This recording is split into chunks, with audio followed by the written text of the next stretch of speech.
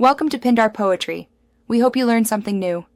In this video, I will explain how to change your Chrysler 300 battery.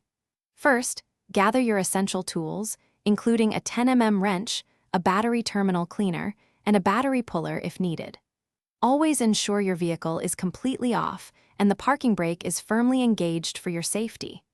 Remember to wear safety glasses and gloves to protect yourself from potential battery acid or sparks during the process. This preparation is crucial for a smooth and safe battery replacement. Now let's disconnect the old battery.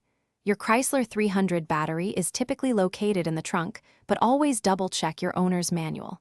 Using your 10 mm wrench, first disconnect the negative terminal, which is usually marked with a minus sign.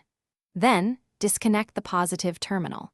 After both terminals are free, carefully remove any hold-down clamps or straps that secure the battery in its tray.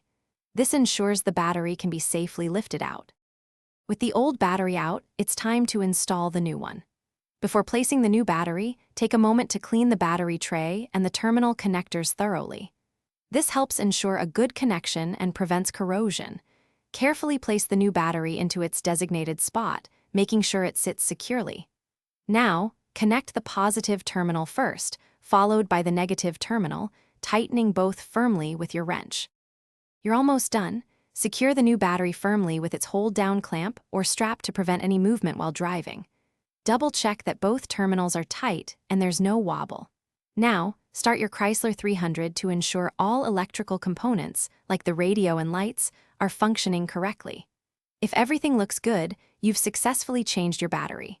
Remember to check the description for a link to the Owala water bottle and other great deals. Thanks for watching. Consider subscribing if we helped you.